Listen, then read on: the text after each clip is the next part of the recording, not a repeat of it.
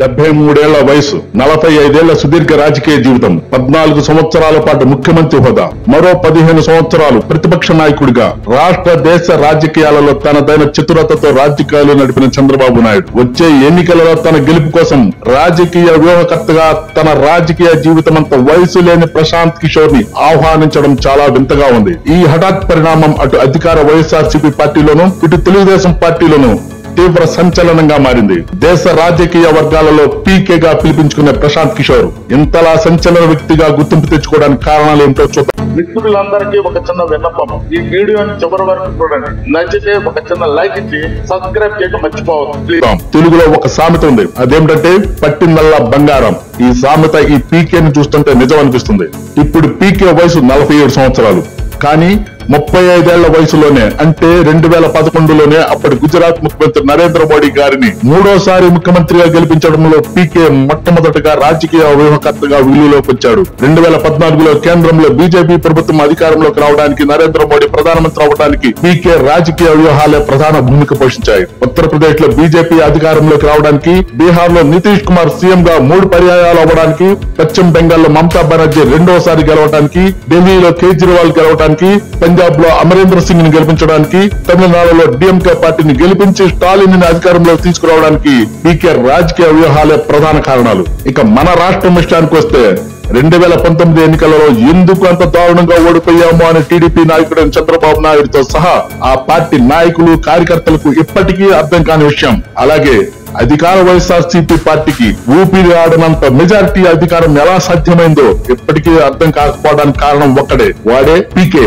2016లో జగన్మోహన్ రెడ్డి పీకేని తన పార్టీకి రాజకీయ వ్యూహకర్తగా నియమించుకోవడం, పీకే సలహాతో వైఎస్ జగన్ ప్రజా సంకల్ప యాత్ర చేయడం, మరీ ముఖ్యంగా ఏదైతే చంద్రబాబు నాయుడు చులకన చేసి తేలికగా కొట్టిపారేశాడో రాష్ట్రానికి ప్రత్యేక హోదా, దానిని తీసుకొస్తానని వైఎస్ జగన్ తో చెప్పించడం, వైఎస్ జగన్ ప్రతి అడుగుని వ్యూహాత్మకంగా నడిపించడంలో పీకే తనదైన పొలిటికల్ స్ట్రాటజీస్ ని, టాక్టిక్స్ ని ఉపయోగించి టీడీపీని చావు దెబ్బ కొట్టగలిగాడు.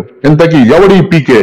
అసలు ఇంతకీ ఈ పీకేకి ఇంతలా చావు తెలివితేటలు ఎలా వచ్చాయి? సింపుల్ గా ప్రశాంత్ కిషోర్ గురించి. బీహార్ రాష్ట్రంలో 1978లో పుట్టి ప్రాథమిక విద్య ప్రభుత్వ పాఠశాలలో చదివి బీఎస్సీ, ఎంఏ గణాంక శాస్త్రం అదే స్టాటిస్టిక్స్ లో చదివి ఆ తర్వాత యునైటెడ్ నేషన్స్ లో పబ్లిక్ హెల్త్ ప్రోగ్రామ్ లో పనిచేస్తూ కొంతకాలం అమెరికాలో, కొంతకాలం ఐరోపా, ఆఫ్రికాలో పనిచేసి ఒక అనుకోని సందర్భంలో అప్పుడు గుజరాత్ ముఖ్యమంత్రి నరేంద్ర మోడీ కలవడం, అప్పటి నుంచి రాజకీయ వ్యూహకర్తగా అవతారం జరిగింది. ఇండియాలో ఎంతో పేరు ప్రతిష్టలు ఉన్న విద్యా సంస్థలైన ఐఐటి, ఐఐఎం లో చదివిన విద్యావంతులైన యువతతో సిటిజన్స్ ఫర్ అకౌంటబుల్ గవర్నెన్స్ అనే కంపెనీని స్థాపించి తర్వాతి కాలంలో దానినే ఇండియన్ పొలిటికల్ యాక్షన్ కమిటీగా పేరు మార్చి, అదేనండి మన వాళ్ళు దానినే ఐపాక్ సంస్థ అంటారు, వాళ్ళ ద్వారా వివిధ ప్రాంతాల రాజకీయ సమాచారాన్ని సేకరించి దానిని క్రోడీకరించి ఆయా ప్రాంతాల రాజకీయ నాయకులకు ఎటువంటి ఎత్తులు జిత్తులు వేయాలో చెప్తూ ఉంటాడు. పీకే ఒక ఖరీదైన రాజకీయ వ్యూహకర్త.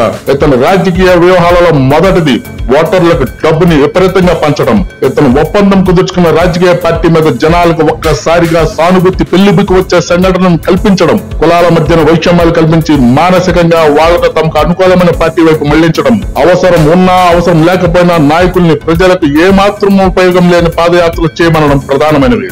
ఆ మధ్యన పశ్చిమ బెంగాల్ ఎన్నికలలో మమతా బెనర్జీ కాలుకు కట్టుకట్టుకుని కుంటుకుంటూ నడిచి ఎన్నికల సానుభూతితో గెలవడం, మన రాష్ట్రంలో కోడికత్తి ఘటన ఈ పీకే గారి రచనలో భాగాలే. ఇంకొక నవ్వు తెప్పించే విషయం ఏంటంటే చదరంగ మాటలో అదే చెస్ ఆటలో 2 ప్రక్కల ఒకడే ఆడినట్లు పీకే ఏమో చంద్రబాబుకి వ్యూహకర్త అంట, అతను ఐపాక్ టీం జగన్ పక్షాన పనిచేస్తుందంట. అంటే ఎవరు గెలిచినా పీకే గెలిచినట్లే కదా. అందుకే నిన్నటి దాకా అమరావతి తిట్టించుకున్న పీకే ఇప్పుడు టీడీపీ వాళ్ళకు వరాలిచ్చే దేవుడయ్యాడు, వైఎస్ఆర్సీపీ వాళ్ళకి మాత్రం సైతాన్ అయ్యాడు. కానీ ఒకటి మాత్రం నిజం, గెలిచే పార్టీలకే పీకే పనిచేస్తాడంట. అది నిజం. అంటే వచ్చే ఎన్నికలలో దయచేసి ఛానల్ ని కొద్దిగా సబ్స్క్రైబ్ చేయండి అబ్బా ప్లీజ్.